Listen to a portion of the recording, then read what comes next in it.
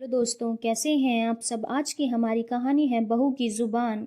अमन घर के अंदर दाखिल हुआ ही था तो देखा घर का माहौल बड़ा बोझिल सा हो रखा था। माँ बाबूजी चुपचाप एक तरफ सोफे पर बैठे हुए थे। न कोई टीवी चल रहा था और न ही गोलू के साथ खेला जा रहा था।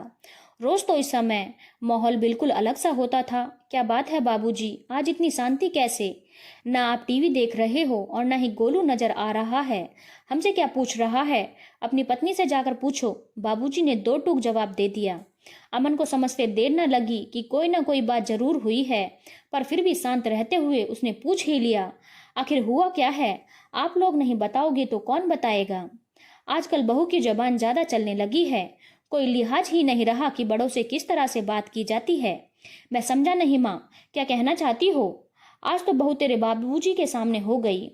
सारे संस्कार बेच खाए। हमें तो बिल्कुल अच्छा नहीं लगा ये सब। माँ ने लगभग चिल्लाते हुए कहा, अरे आप शांत रहो, मैं जाकर बात करता हूँ। तारा ऐसे तो कभी आप लोगों से बोलती नहीं।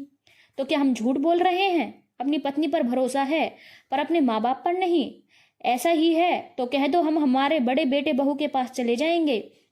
बाबूजी आप शांत रहिए, मैं जाकर देखता हूँ कि क्या बात है। अमन ने वहां से उठने में ही भलाई समझी।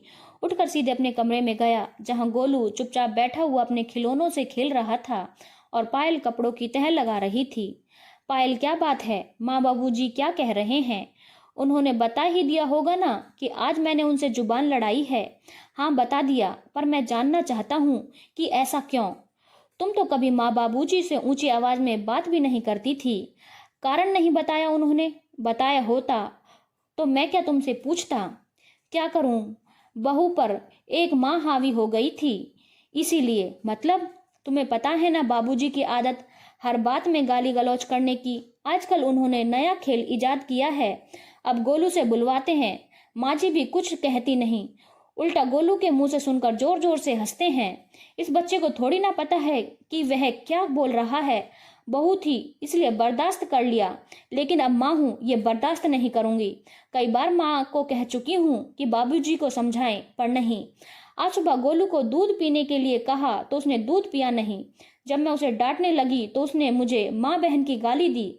यह सुनकर उसे समझाने के बजाय माँ और बाबूजी जोर जोर से हंसने लगे और मैंने गोलू के गाल पर थप्पड़ खींचकर लगा दिया। बस इसी बात को लेकर मुझे सुनाने लगे, जो मुझे बर्दाश्त नहीं हुआ और मैं आज सामने बोल गई। उनके लिए तो यह सिर्फ एक खेल है, पर मेरे बच्चे के लिए अब बस न मैं गाली सुनूंगी और न ही आने वाली पीढ़ी में किसी और को सुनने दूंगी। कहते कहते पायल चुप हो गई। पायल गलत भी तो नहीं थी, इसलिए अमन पायल को कुछ नहीं कह पाया। बाहर आया तो देखा माँ बाबूजी वहीं बैठे हुए थे। बाबूजी गलती किसकी थी, बस आ गए अपनी पत्नी के बहकावे में। अब क्या हमारे पोते के साथ खेले भी नहीं। बाबूजी खेलना अलग चीज होती है और गलत चीज सिखाना अलग है। अभी आपको उसके मुंह से गालियां सुनकर मजा आ रहा है, लेकिन जब बड़े होकर के आपको गालियां देगा तो क्या आपको अच्छा लगेगा। बेटा तुझे शर्म नहीं आती। क्या इसी दिन के लिए तुम्हें पैदा किया था कि तुम अपने बाबूजी के सामने हो जाओ। माँ एक बार सोच कर देखो, मैं आपको माँ बहन की गाली दूं तो आपको कैसा लगेगा। बस वैसा ही महसूस पायल को हुआ था। एक औरत सब बर्दाश्त करती है पर माँ नहीं, और बात जब उसके बच्चे की हो तो तब तो बिल्कुल नहीं। मैं इस चीज में आप लोगों का साथ बिल्कुल नहीं दूंगा। कल को वह बाहर जाकर इस तरह की हरकतें करेगा तो बदनामी सिर्फ पायल की नहीं होगी, हमारे पूरे परिवार की होगी, और उस परिवार में आप लोग भी शामिल हो। तब आपको क्या बहुत खुशी होगी जब हमारे परिवार के संस्कारों को दूसरों के सामने बखाना जाएगा। कहकर अमन अपने कमरे में चला गया और माँ बाबूजी वहीं बैठे सोचते रह गए। दोस्तों, यह कई घरों में देखा गया है। जब छोटे बच्चे अपने मुंह से तुतलाते हुए अपशब्द बोलते हैं तो बड़े उन्हें रोकने की जगह काफी एंजॉय कर रहे होते हैं, पर यह गलत है, क्योंकि हम गलत को ही बढ़ावा दे रहे होते हैं। उन्हें नहीं पता कि वो लोग क्या बोल रहे हैं, और ये समझाना घर के बड़ों का फर्ज होता है।